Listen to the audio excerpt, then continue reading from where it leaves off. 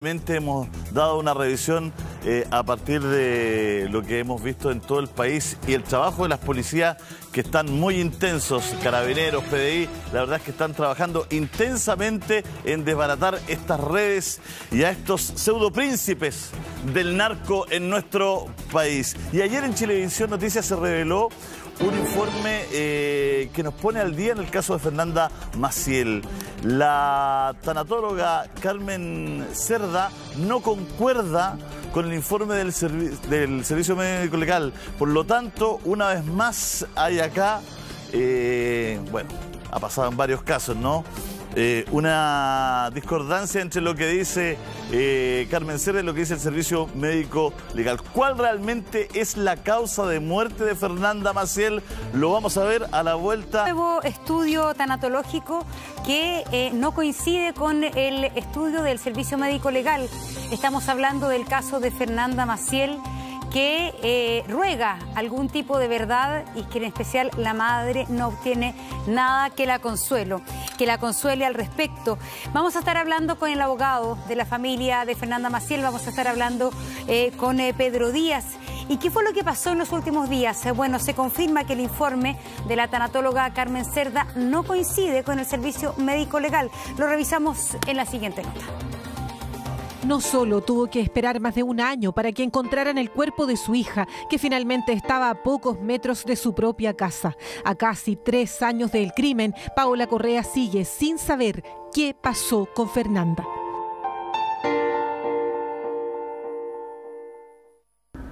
Y resulta que hasta este minuto nadie le ha podido contestar qué pasó. Que a mí me falló la fiscalía. Yo me sentí burlada por la fiscalía. Estas son imágenes de las excavaciones en el sitio donde hallaron el cuerpo de Fernanda Maciel, y es la tanatóloga Carmen Cerda quien las dirige en terreno. En el mismo lugar obtuvo muestras de distinto tipo que están ayudando a encontrar la verdad.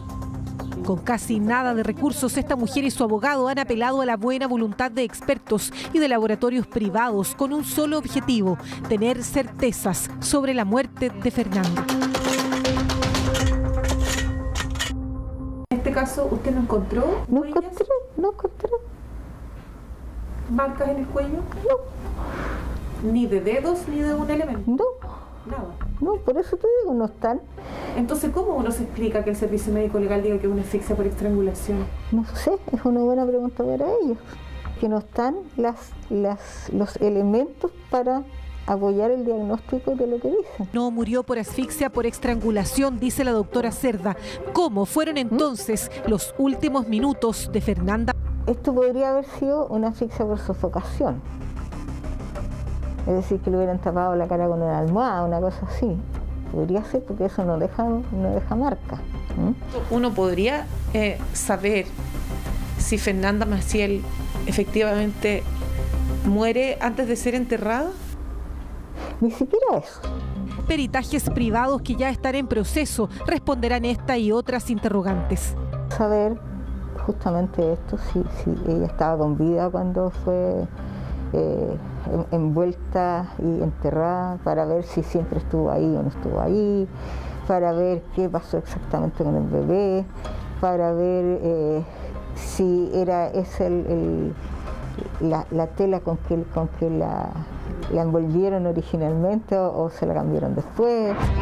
Debido al estado de conservación y otros factores que aún están en estudio, existe la sospecha de que el cuerpo no siempre estuvo en el lugar en que lo encontraron. Podría haber habido una manipulación del cuerpo después de fallecido. O sea, al tiempo de que ella falleció, decidieron cambiarla de lugar. Tiene muy poca evidencia la tela. ¿Evidencia de qué? Evidencia, por ejemplo, tiene muy pocos rastros de líquidos, de restos biológicos, a pesar de que hemos encontrado, digamos, pero son muy pocos. No se condice con el delito que se cometió. De acuerdo a lo que usted perició, ¿aquí habría habido intervención de una persona o de más personas? Y esa es una de las cosas que nosotros estamos tratando de dilucidar. El examen toxicológico del Servicio Médico Legal arrojó que en Fernanda no había rastros de medicamentos ni otras sustancias. La misma Paola lo conversó conmigo. Las discusiones que teníamos con mi hija es porque ella fumaba constantemente marihuana y yo le decía, hijita, le va a hacer mal al bebé, así que por favor, déjate de fumar marihuana. Y la respuesta de la Fernanda era, ya me vas a amargar la vida, mamá. Y esas eran las discusiones que tenían a diario. Entonces, es extraño que un examen toxicológico de una chica que fumaba constantemente marihuana haya salido negativo para todo. Este era el ropero de la Fer, esta era su cajonera, ¿ya? Acá yo tengo sus zapatos, sus carteras, aquí tiene cajas con sus cosas y acá en 2 cajas tengo todas las cosas de ella. O sea, yo ordené todo, cambié todo llorando. Dejé un mar de lágrimas porque yo me la imaginaba ella con esa ropa, además que ella era, cuando salía siempre preguntaba, ¿y cómo me veo? Mami, ¿cómo me veo? Y me posaba, o a su misma hermana. Es solo esta pandereta la que separa la casa de Paola de la de Felipe Rojas, el único imputado por la muerte de su hija y de su nieta, que ya tenía 7 meses de gestación. Me afecta, o sea, ya porque ahora ya ellos cartean y hacen cuestiones, y su vida está bien, si yo sé que tienen que seguirlo, pero a mí me da pena, porque a mí me da pena, yo no puedo explicarlo porque no hay palabras. Yo creo que hay que vivirlo para poder entenderlo. Yo por dentro voy a estar siempre de luto. Para mí siempre va a ser 10 de febrero, siempre, siempre, siempre. La Fiscalía no quiso hacer declaraciones, pero informó que falta el resultado de un peritaje psicológico de Felipe Rojas para presentar acusación, pues están en la fase final de la investigación. Yo no quiero llevar una carga de odio en mi vida ni en mi corazón, ¿me entiendes? Yo perdoné, pero no olvidé que yo haya perdonado a todo lo que le hicieron esto a mi hija, pero por mi tranquilidad, ya, porque yo no voy a llevar odio en mi corazón. Porque voy a seguir caminando de frente, pero nunca voy a olvidar. ¿Qué etapa te falta para cerrar esto, Paola? Que lo condenen, que él no salga más. El abogado querellante asegura que ya existen peritajes psicológicos sobre el imputado y que este tiene un perfil de psicópata. Es un comportamiento agresivo, brusco, de sumisión. Eso le da una satisfacción sexual adicional. ¿Y eso cómo se ha conocido, abogado? Por las declaraciones de sus exparejas. ¿Sí? Los peritajes ordenados por el querellante y cuyos resultados estarán en los próximos días podrían develar la participación de otras personas en el crimen de Fernanda. La defensa de Felipe Rojas no hizo declaraciones. Bueno, impactante ver nuevamente la pieza de Fernanda Maciel, sus cosas, sus pertenencias, en este completo informe de nuestro departamento de prensa. Ya estamos con don Pedro Díaz, abogado de la familia de Fernanda Maciel, que gentilmente va a conversar con nosotros. Pedro, buenos días, ¿cómo está? Quería partir preguntándole qué significa para ustedes estos peritajes, a esto que llega Carmen Cerda, ¿no es cierto?, finalmente, que no se condice con lo del servicio médico legal. ¿Qué implica esto? Buenos días, Julio César. Buenos días al canal que ha tenido una cobertura con este caso. Y me disculpas, pero lo primero es darle un abrazo a través de las cámaras a Paola, que está pasando por un periodo súper complicado emocional. Se revive cada cierto tiempo esta angustia y esta pena, entonces eso es lo primero. Y directamente en torno a tu pregunta, bueno, nosotros hemos estado trabajando, pero silenciosamente, hace mucho tiempo con la doctora y con el equipo de trabajo que lo conforma Carlos Gutiérrez y una psicóloga que nos está aportando, digamos, los perfiles de Felipe. Y estamos ya arribando a ciertas conclusiones, que es lo que la doctora de alguna forma deja entrever en la entrevista, y que lamentablemente discrepan de lo que el Servicio Médico Legal ha dicho en su informe. por decir, digamos, uno de los hechos que la doctora de alguna forma esbozó y señaló en la entrevista. Entonces, pero sin embargo estamos realizando todas estas pericias para poder presentarnos en un juicio con evidencia científica que nos permita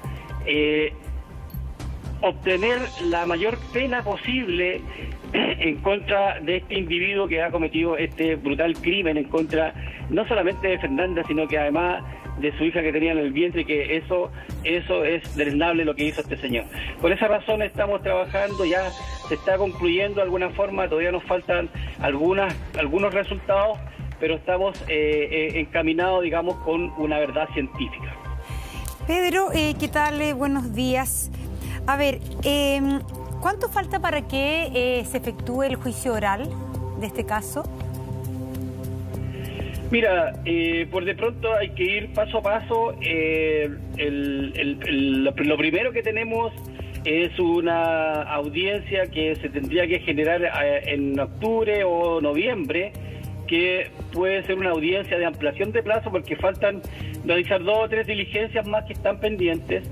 Luego de ello, terminado ese plazo, se cita a las partes o a los intervinientes a una audiencia de cierre de investigación para posteriormente formular las acusaciones tanto a la Fiscalía como a los querellantes, para luego de ello iniciar una audiencia de preparación de juicio, que es una audiencia donde se revisa la prueba que las partes van a presentar en juicio y finalmente la audiencia de juicio. Estimamos nosotros que una audiencia de juicio de este hecho se va a realizar aproximadamente en febrero, quizás marzo, dependiendo cómo vaya funcionando el tema de la pandemia, además, porque se han ido retrasando muchas audiencias, entonces eso va generando cierta dilación en las fechas que va fijando los tribunales de juicio oral. Bueno, aquí va a estar en juego, por lo que hemos sabido, por lo que hemos reporteado, y como bien tú dices, Pedro, ¿no es cierto?, hemos llevado este caso hace mucho tiempo. Aquí lo que va a estar en juego, creo, a lo mejor me equivoco, Pedro, es cómo muere Fernanda, en qué circunstancias muere, porque por un lado tenemos el testimonio que se filtró de Felipe, que le había dicho a una expareja que había sido un accidente y que él no había sabido qué hacer, ¿no es cierto?, y habría incurrido en todos estos hechos ya conocidos, ¿no? Por otro lado, ustedes, por lo que uno ve, están buscando toda la evidencia científica para poder constatar, ¿no es cierto?, que ella fue asesinada, ¿no es cierto?, si él actuó solo, ¿no es cierto?, en qué circunstancias después encubrió su delito, y ahí tratar de, como bien tú lo dices, agrandar las penas, ¿no? Así es, pero ya, mira, te puedo comentar de inmediato que está descartada la postura o la declaración que él ha hecho a través de la polola, porque el cuerpo no presenta evidencia de un golpe en el cráneo como lo detalló él con su polola. Ahora, también es importante este tema de él ha utilizado a la polola y a otras personas para quizás ser su vocero o de alguna forma ir manejando la investigación o la información que se va publicando, y claro, la va manejando en el sentido del beneficio para él, y por esa razón, acompañado de declaraciones que hay, estamos frente realmente a un psicópata. Es un tipo que maneja la información y que ha utilizado personas para que declaren por él o que entreguen información por él, y ha manejado de alguna forma el hilo conductor de la investigación, lo que nosotros ya hace bastante tiempo nos pudimos percatar. Sin perjuicio de ello, dentro de las declaraciones de personas vinculadas con él con anterioridad a darle muerte a Fernanda, tenemos una conducta también de un tipo violento, agresivo, y que de alguna forma con eso la descripción de un psicópata se reafirma mucho más, y por esa razón nosotros nos atrevemos a señalarlo como un tipo que tiene estas características y estas condiciones. Pedro, Felipe Rojas sigue sin declarar, ¿no es cierto? Sigue sin hablar, y cuando tú señalas que es capaz de manipular a terceras personas. Esto incluso estando en la cárcel, él ha sido capaz de alguna manera de articular a ciertas personas para que den testimonios a su favor. Bueno, él sigue sin declarar, no ha llamado la atención ese hecho. Yo creo que está esperando la evidencia que nosotros podamos recolectar para de esa forma después decir o tratar de cooperar con hechos que nosotros no hemos revelado. Sin embargo, nos hemos acercado mucho, la verdad, a pesar de todo el tiempo que estuvo Fernanda desaparecida. Y claro, tenemos en el juicio se van a dar a conocer bastantes evidencias respecto del comportamiento de él, tanto antes de estar detenido, privado de libertad, como posterior a su detención y estar preso, digamos, en la cárcel de alta seguridad.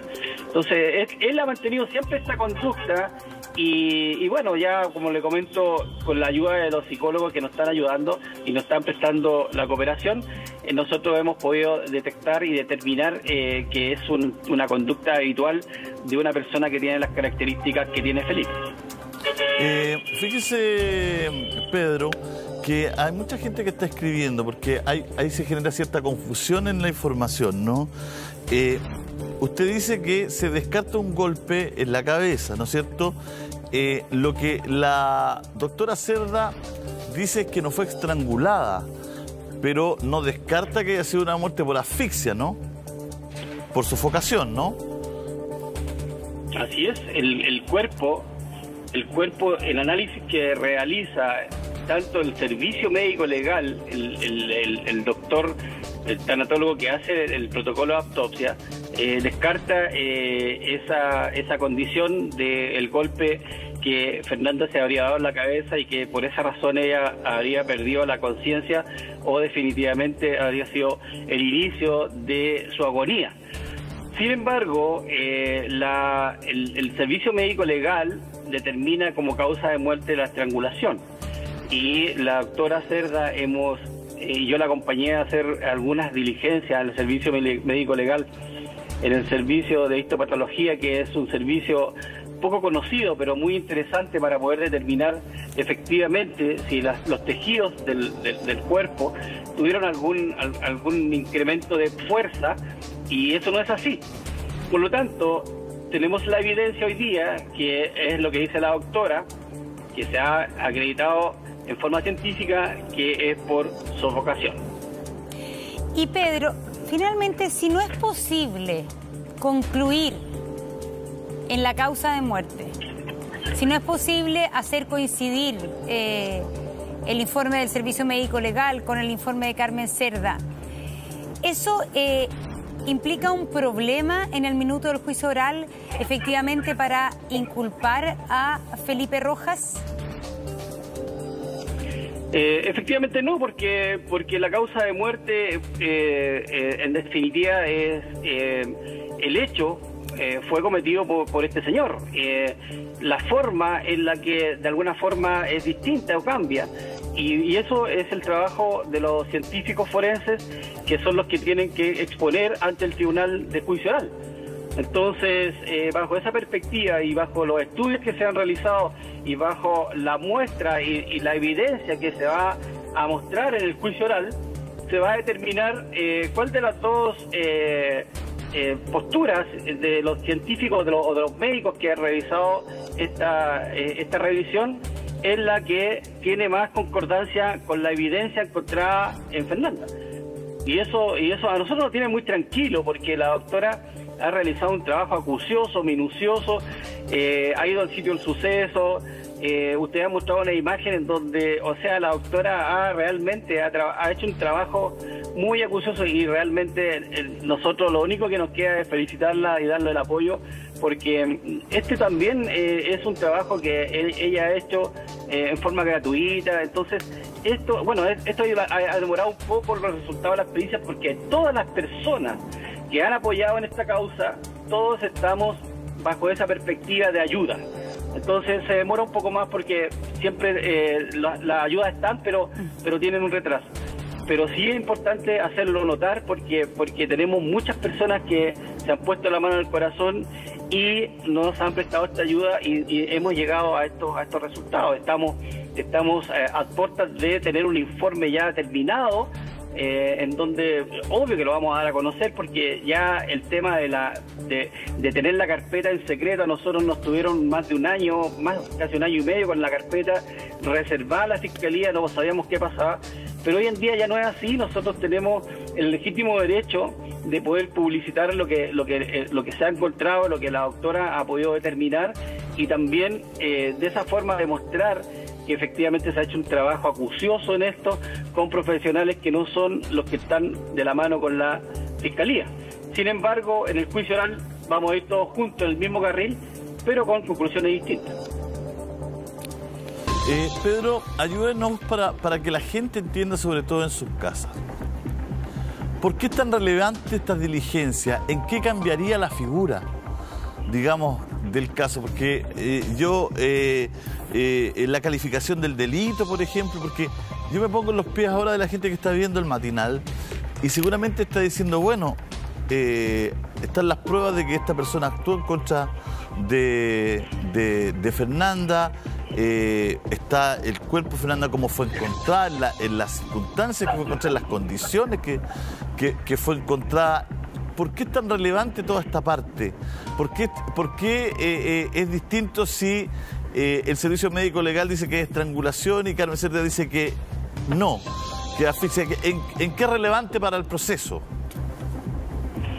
Mira, Julio César, muy buena la pregunta, porque tiene una relevancia de tal magnitud que se podría imputar otro delito, que sería el secuestro. Y finalmente, bueno, estamos en un matinal y esta hora es bien complicada a veces, hacer un relato de lo sucedido, pero te puedo comentar que quizás Fernanda pudo haber sido enterrada viva. Claro. Y eso la doctora estamos tratando de poder determinar ese hecho a través de estas pericias que está realizando la doctora.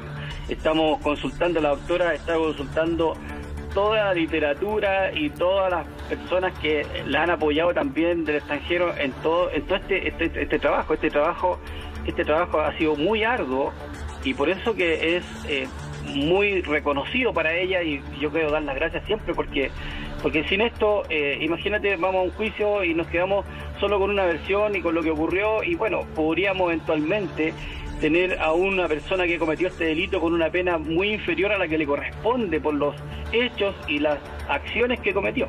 O sea, ese es el punto, que ahí queda mucho más claro. Sabemos que, usted bien lo dice, es una situación bastante dramática la que comenta todo, pero ya hace unos meses se barajaba aquello, Monse, y por eso es relevante lo que nos está diciendo Pedro. Cambia incluso la tipificación del delito, Monse.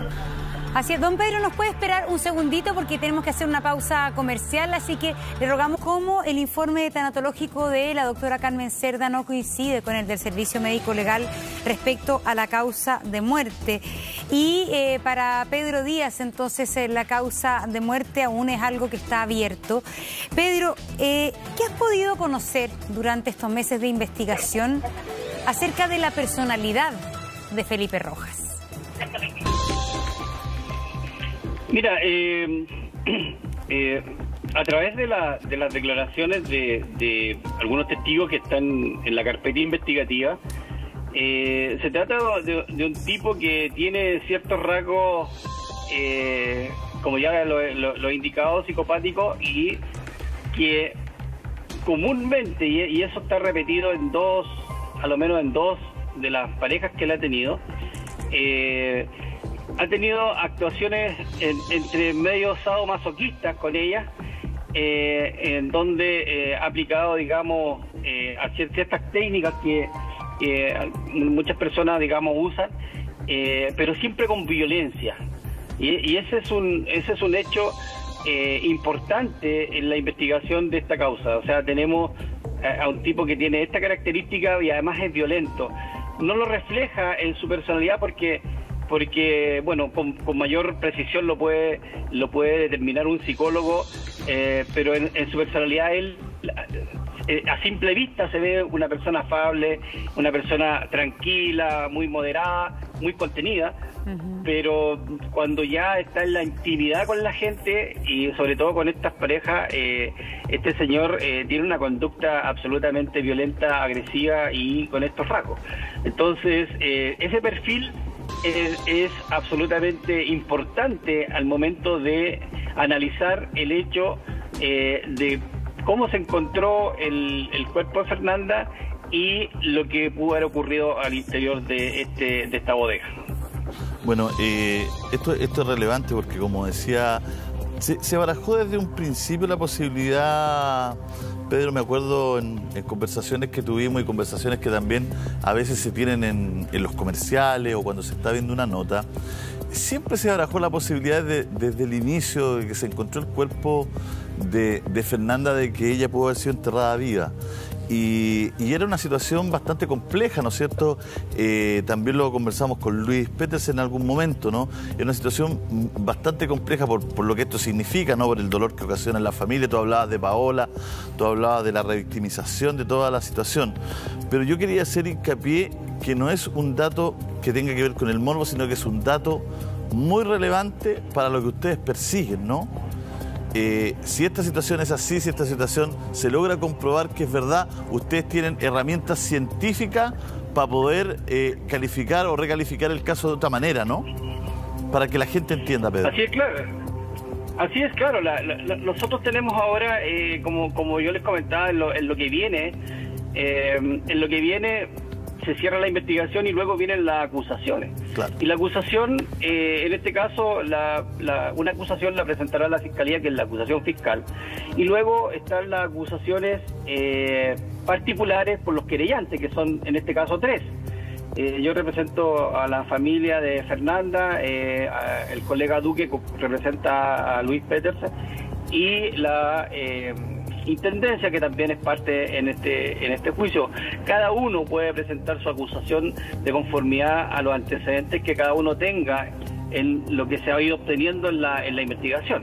Nosotros estamos muy claros con la línea que vamos a presentar.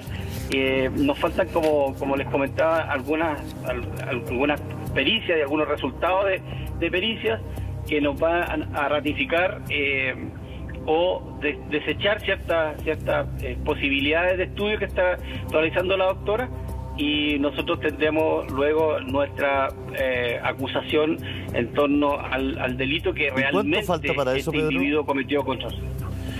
Yo creo que por lo que hay pendiente y todo, eso falta como 3 meses aproximadamente, porque a veces, digamos, con el tema de la pandemia que estamos viviendo, se han ido retrasando ciertas diligencias. No es normal la convivencia diaria, por lo tanto yo creo que 3 meses, 4 meses faltan como para poder presentar la acusación. Bueno, o sea, estaríamos hablando ya directamente del 2021 prácticamente, Pedro, ¿no? Así es. Le queremos agradecer, Pedro, esta conversación con nuestro matinal. Muchas gracias, vamos a estar atentos a todo lo que vaya surgiendo, y un abrazo gigante a Paola.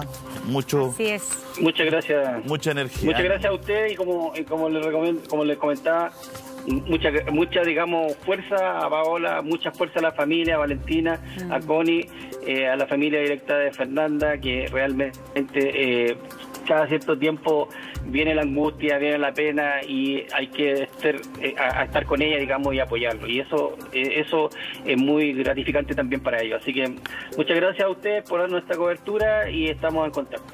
Muchas gracias, Pedro. Lo agradecemos realmente. Son las 11:12 y cambiamos de tema, Monse, porque el 7 de agosto del 2012 salió Gabriela a imprimir un documento, una hojita, un cibercafé, y ahí encontró lo peor. Así es, han pasado ya 8 años de la muerte de Gabriela, una educadora de párvulos, madre de 2 hijos. Todo indica que lo que habría ocurrido y que habría llevado a Gabriela a quitarse la vida es un ataque sexual. La familia hoy día pide que, a pesar de los años que han pasado,